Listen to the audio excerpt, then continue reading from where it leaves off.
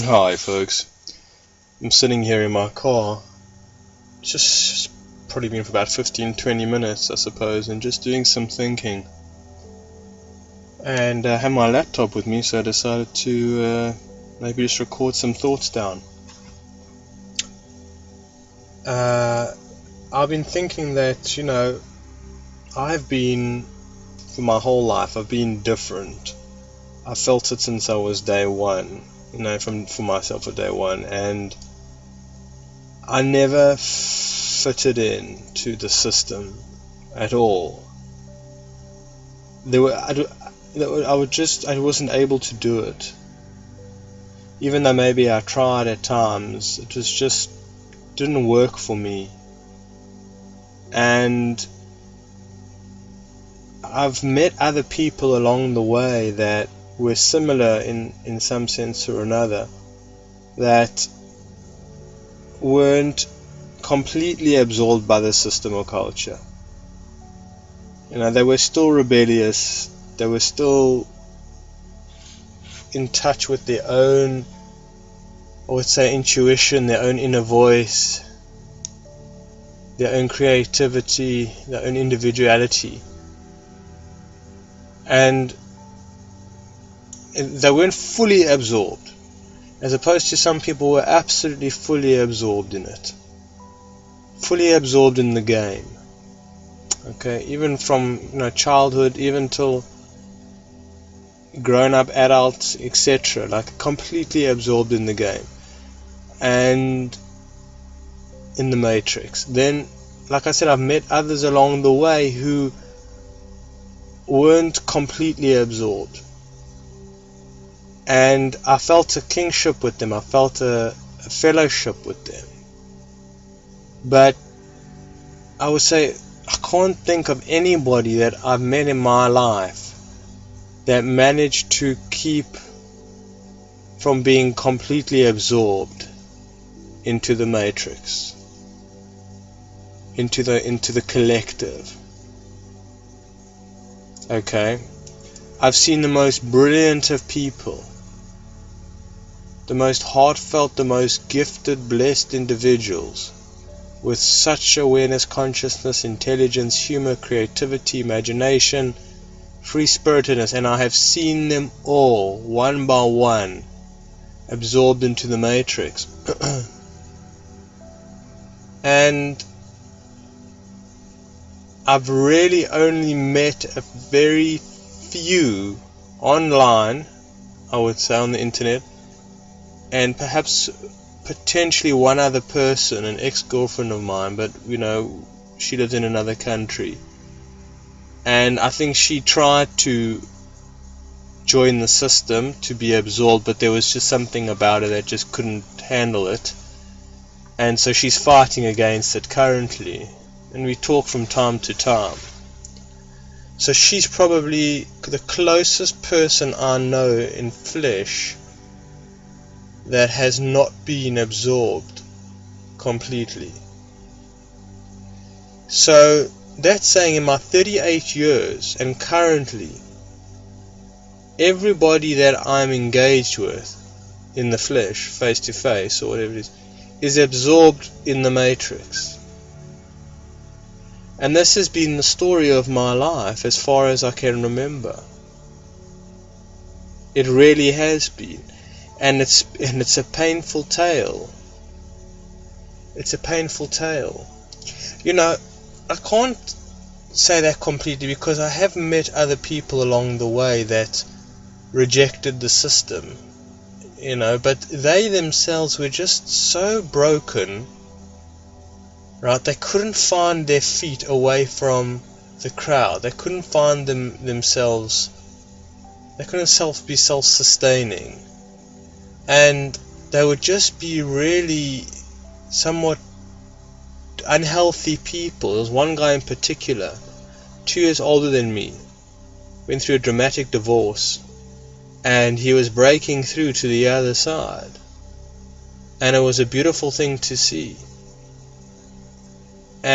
But he was so unstable. Fine, in the beginning stages, one is going to be, there's no doubt about it, but for himself, it was either make or break, sink or swim.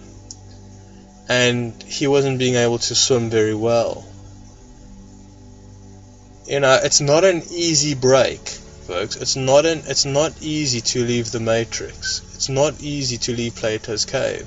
It's not easy to wake up, right? It's not easy to become self-actualized. It's not easy to be a free individual, a sovereign individual. It's not easy.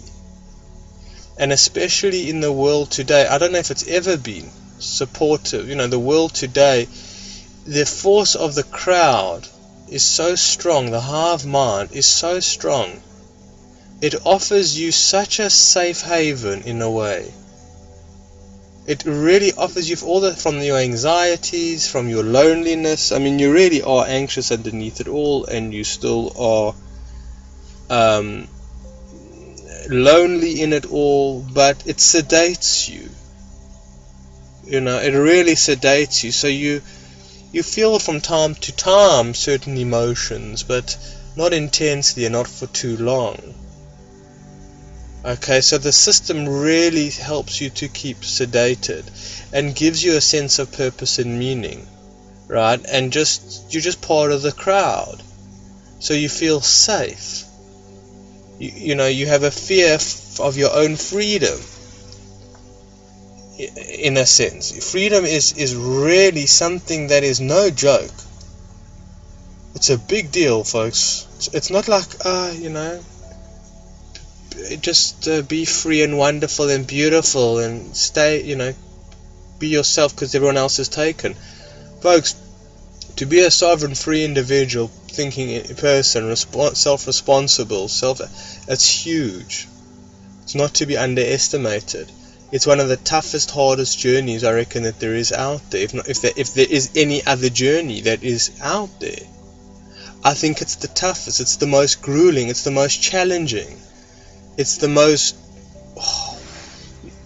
It's such a battle, and it's filled with so much fear, and yet obviously so much beauty, and so much realness and truth and connectedness, and potential and possibility and faith and love and all good vibes. But it can't. What it's about. My laptop's sliding here. What it's about, I'm saying, is it's no walk in the park whatsoever. And so majority of people are not necessarily looking to break away. Neither do they know that there's something to break away from. Now, I don't think that's inherently wrong. I think the system is designed. I think nature has designed herself that human beings, for majority who come down on planet Earth, are here to have an experience of some kind or another, in a sense, but not necessarily to wake up, alright, or to become free, or to be initiated, right, to have the death rebirth. I certainly don't think that was nature's plan. I just don't see how. I think there's something else going on here that's needing to take place for people that are.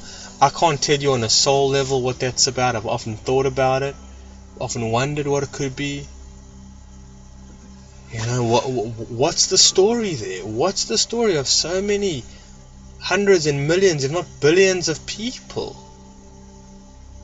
Souls, in a sense, which we think they are, or we are, or something, to be so misdirected in their lives, and to almost be a toxic, toxin to the planet, a virus to the planet, to an almost degree, yes. Like, what's that about, folks? There's obviously a meaning, or there's something to that. There really is. It's not for shits and giggles. Nature's, and it's creative intelligence. It's intelligent design, folks. It's intelligent design, and maybe it's gone a little bit off the tracks, but it's still part of some kind of process. So I have some days I have less disregard. I have less animosity towards the sleeping masses. When they step on my toes with their blindedness, then it offends me, and it happens a lot of the time. But one of the things for myself coming back is that it's bloody lonely. It's an existential type of loneliness. It's an absolute. It's not a low. It's an extreme type of loneliness. Extreme type of loneliness. Okay. And I think, for myself as well, because I'm not a family man, I don't have a family. I think that does help if I had children to some degree or another. But who's to say? But I'm saying it's to be an outsider, to be a free individual, you are so on your own from my point of view. I mean, like, I've traveled South Africa.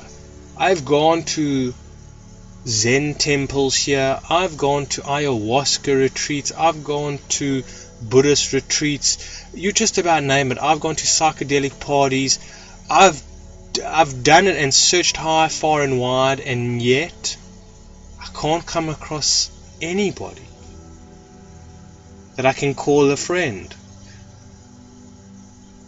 Now, I do have friends, yes, but they're at a different stage in their development. Sometimes it's not always a cut and dry thing. You've got to also make room for different cultures as well in this awakening process. So people from other cultures can be awakening, but there's a difference. I'm talking about somebody who, for example, knows who Elvis Presley is, or knows who Queen is or something. You have similarities. Knows who Adolf Hitler was or something. Knows about 9/11 or the Bushes, or you have something in common in that way. I'm talking about, like, yes, I've met people in different cultures that are breaking out, but it's still hard when you can't talk about ego and dark nights of the soul in a way. So for myself, it's like, and so I have people in my life, but I've tried to choose the best that I've come across.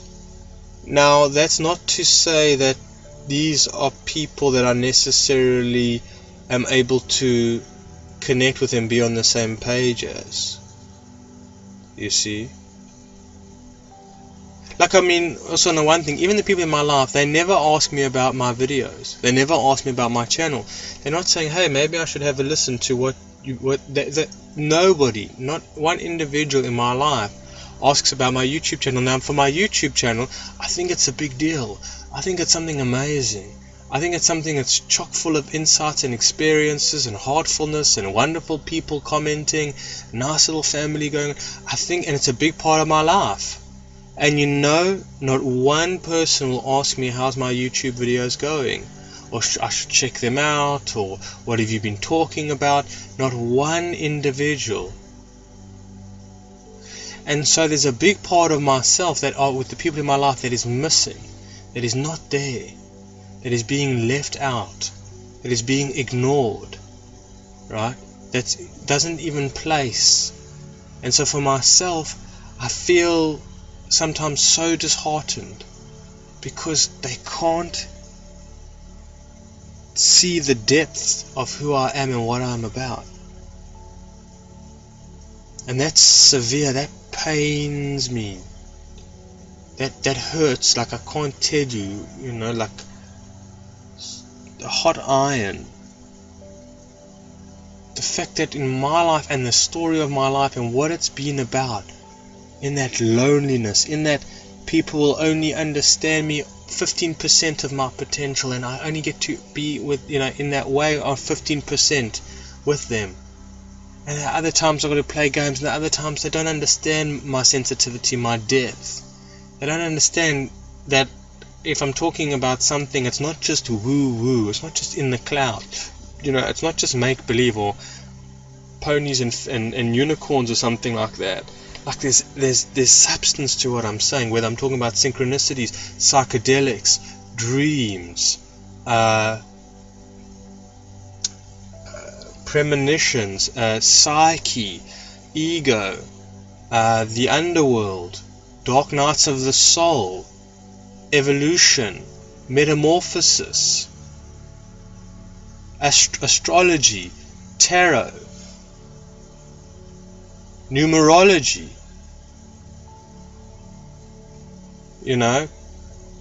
existentialism, esoteric, shamanism, Gnosticism, philosophy, psychology. That this is not just something that I also once learned that at university. That they don't realize life after death, consciousness. They just don't understand. They don't speak. So for myself, I walk around wearing a restricted mask, and when I'm wanting to share, and I'm having a hard time, and I want people to recognize that it's not just like you're having a bad day, but you're having a moment in life. You're having a high, you're having a low.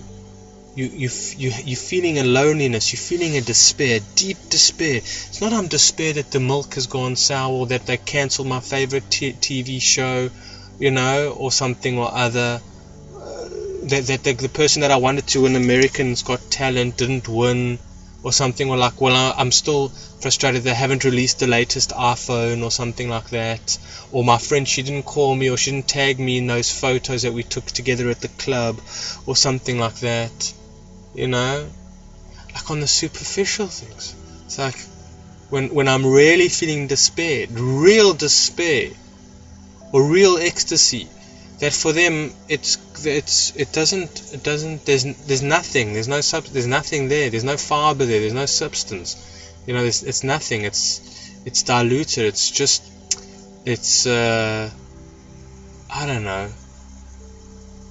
It's something. It's a passing cloud. It's just another passing cloud. There's no difference to it. There's no magic in it. There's no deep experience. There's no richness in it for them. It's like bottles of beer, or pancakes, or traffic lights, or school pens, or tuna cans of tuna. Sunglasses, you name it. There's no depth, there's no substance to it. It's all objects. It's all on the surface of things. It's got no meaning. It's got no significance. It's got no heart to it. It's got no soul to it. It's got no vitality. It's got no energy to it. What people assume, and I find that they live on such a humdrum level that when you come to them with such an elevated heart, with such connectedness, with such spirit, with such hope, with such ecstasy or joy or rapture, that they look at it and they can, almost look at it and say, did you get that new cell phone that you wanted? I mean, that's how they equate, what you are going through. That's how they can sort of relate to you. And in your depths and your misery, like your dark nights of the soul, your deep sorrows, your deep griefs, your moments of tearing your hair out, or whatever it is, your moments of longing and loneliness and sheer fright and fear and panic, right, and confusion and overwhelmment, and they look at it as almost like, you just need a bit of a vacation. You've worked too hard at the office. You've been working too hard and not playing enough, and all work, no play makes Jack a dull boy, or something like that. And I don't see it. Like for myself, when I came home from school, and I was just so broken at times, and it was such an abusive system and whatnot, and having to deal with it all, and yet it was like, well, have you got good grades? How are your grades doing? How are you performing at school? And so you belittled, and you start taking on a perception which makes you feel nauseous. Like you start taking a perception about the world and reality just like everybody else has, which is so mundane, which is so restricted, which is like so not filled with any passion, nothing. I'm needing to delete a video. Ugh, I don't want to do it, folks. I'm running out of disk space. Can you believe it? If I'm not running out of camera space on my camera, I'm running out of disk space here on my laptop even. Just to do a recording, I've got no space on this laptop. And so that's it. So in myself, it sometimes feels like, it's so dreadful sometimes in my life. I'm sorry to say, folks. No, I'm not sorry to say. It is. That's what it really is. The existential loneliness. It's walking in the deserts, miles and miles, days of walking, months of walking from any individual, any breathing life, soul, spirit around me. And it's cold and desolated, and it's just sand. Just sand and more sand. And there's nothing, there's no water, there's no food, there's no plant life, there's barely any bird life, there's nothing, and it's so isolating. It can break your heart. It breaks my heart at times, folks. It breaks my heart at times. And then you bring in the question of faith, and it's like, well, this is necessary. This is necessary for the soul, for the journey to understand. And I have to take on that perspective. I have to lean towards that. Like, I've seen, again, where the going gets tough and I'm really painted into a corner, that something will shift and something will change. And the miracle will take place and happen, or something or other. The unforeseen, the unimpossible will present itself. And I just feel again, wow, I can breathe a little bit. I can, okay, fine. I feel a little bit of more warmth in my heart, a little bit more of a warmth, an inspiration, a love, right? And a support, and a support. And so sometimes it's such a photo finish. Sometimes I'm at my absolute breaking point when something else changes. It just gives me a little bit of more breathing room, just for a short while. But then again, it starts to get all claustrophobic. The air starts to thicken or gets less and less. And I go into the isolation. I go into the hopelessness. How's this going to change? I feel pinned down into my reality.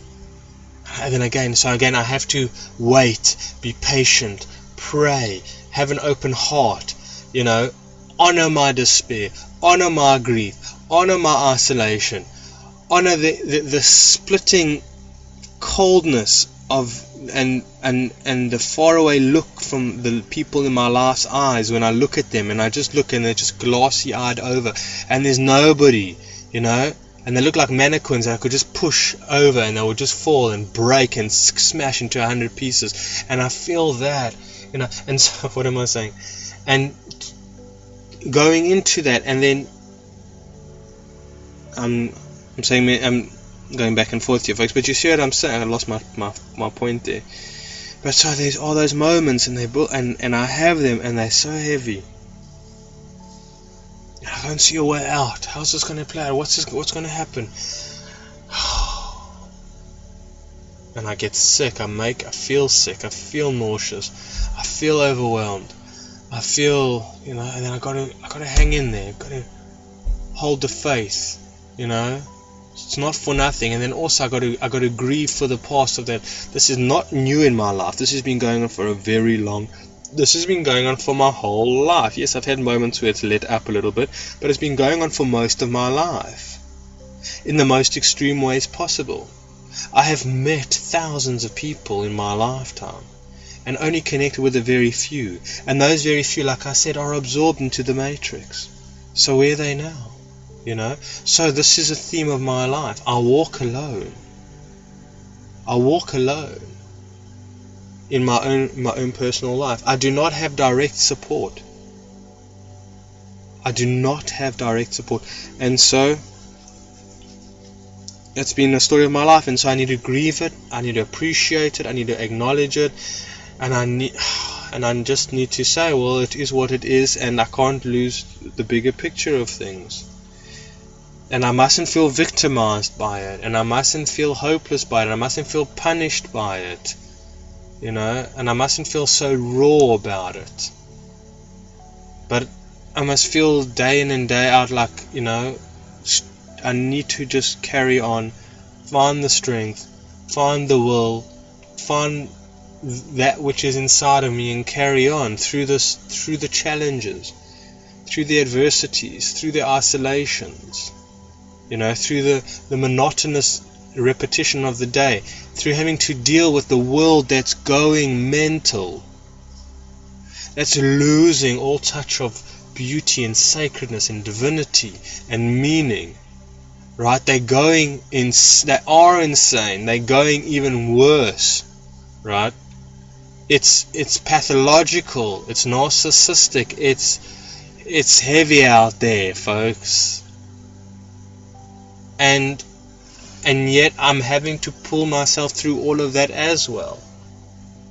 Having to put up with the amount of garbage, the toxicity level of when I leave my house and go through the cities and go through the suburbs and bump into people and just making my way and seeing the vileness makes it not much easier, folks. And that's how I know as well that ultimately this whole story is coming to an end. This is coming to an end. This cannot go on for long. This is so dysfunctional. This is so out of nature's, not in a way, it's full nature's plan now, I feel. And now it's the end.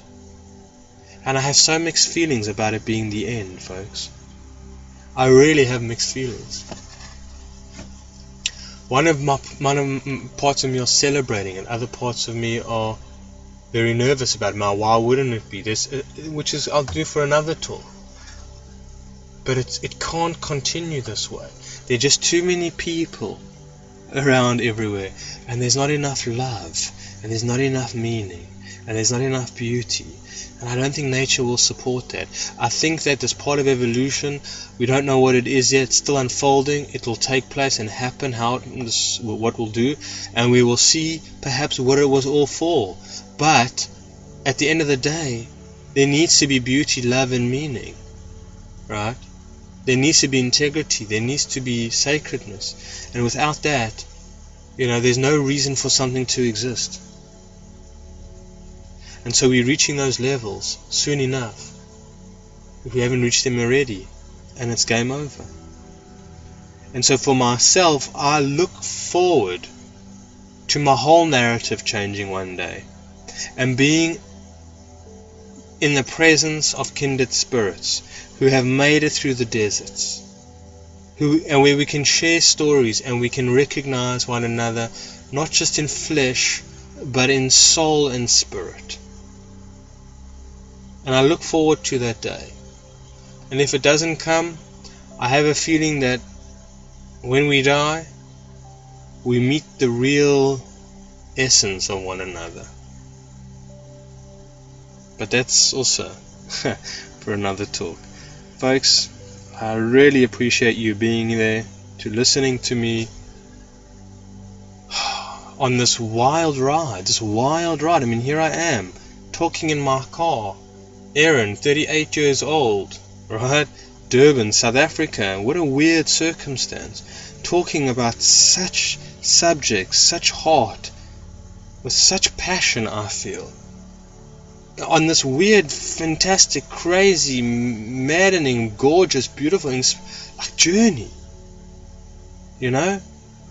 Being here, timeless, having this timeless kind of conversation, dimension, like boundlessness. We entering this space. When we enter this space, all time fades away, all personality fades away, all like the flesh, ego, whatever it is, we just fall into infinity. And then we come back into the finite, where for myself, having to play the Aaron role, like I said. And that's also the trouble, which I'll end off on that. The issue of having is that we recognize each other as infinite beings. And we get to explore and enjoy and cherish one another for our infinities. and our potential, unfolding potential all the time, and we get to dance and enjoy and embrace and love and kiss and make love to, and whatever it is, with one another on many dimensions. But with others, we are seen as the finite. We are seen as the flesh and the bone and the money that you have in the bank. And that's it. And it's so exhausting that. But one day, folks, one day, we will meet one another and we will know each other by heart and by spirit. Beyond the name, beyond the form. We really will, and it will be worth it. It will make all of this worth it, I really feel. Alright, folks, all of this, what we're going through now, worth it. Folks, do again appreciate this very much so. Thank you for taking the time, honestly, truly, I mean that. We'll chat soon, take care.